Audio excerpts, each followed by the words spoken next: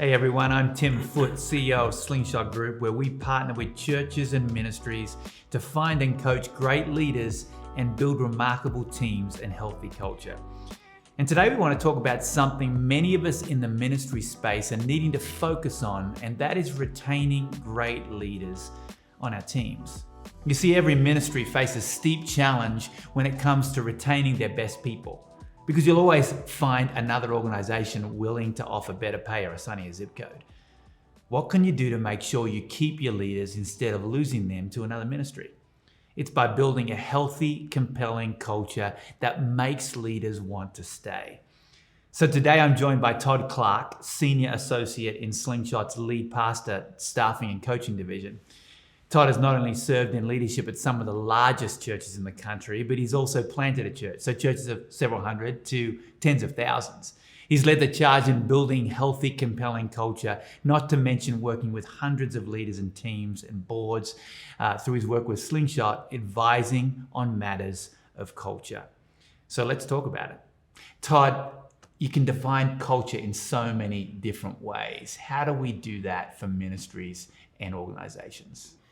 Yeah, I think culture means different things to different people, right? If you talk to them about the word, but for the sake of these discussions, culture is like that intangible, oftentimes invisible reason that people go to a place or return to a place, right? Or experience a place. Or experience a place. Yeah. Of course, culture is hard to see, really, but it's easy to spot when it's not there. It's interesting. We're talking a lot more about this in the ministry space now. It comes very naturally in the marketplace. Yeah. Why is that, and what are some examples? Yeah, I think part of the reason it comes so natural to the marketplace is because they realize that they have to create a space that people want to return to, or they will go out of business, right? They won't be able to keep their lease and that sort of thing. For instance, my favorite coffee shop. I think the reason I like the coffee shop is because of the culture that they have. And the beans are good too, right? Well, the beans are good, but I do think it's that invisible thing that I feel when I'm there. When I come in, people who are working there, they're smiling. You know, the baristas and people, it looks like they actually want to be there. They know my name when I walk in.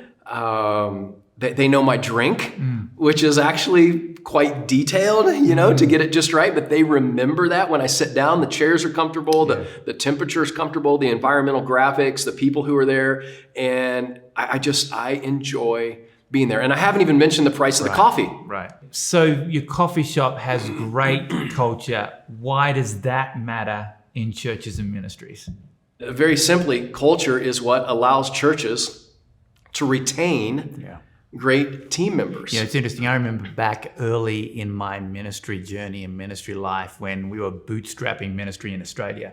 And the first lead pastor I worked with used to always say, it's never a money problem, just an ideas problem. And I think what he was alluding to was why I wanted to be on the team. And that was possibility thinking. It was a culture thing. Yeah, an opportunity to add value, opportunity to grow. Culture trumps paychecks every payday. Somebody may be getting a direct deposit into their account this week for what they get paid, and they may not be completely happy with their pay. In other words, they wish they made a little bit more. But if they love the culture, they'll stay. So what are some of those things you can do that are positive deposits into your church or organization? Yeah, I think if you think about your culture being currency, you think about culture kind of like an invisible bank account, right? And everything you do, big things, little things, every day, week in, week out, month in, month out, year by year, they all make deposits and withdrawals into the culture that people feel when they're there. Some of those deposits, one of those things would be communication. Clear communication builds trust. No doubt about it. And trust is one of those secret key ingredients to a compelling culture. I mean, everybody wants to be a part of a culture of trust, right? I mean, they would, of course they do. So the question is then, how do you get trust? And the answer is communication. Yeah, and that's all part of the experience your team members are having in your organization. Of course. If there's trust, it's a good experience. Yeah, yeah, absolutely.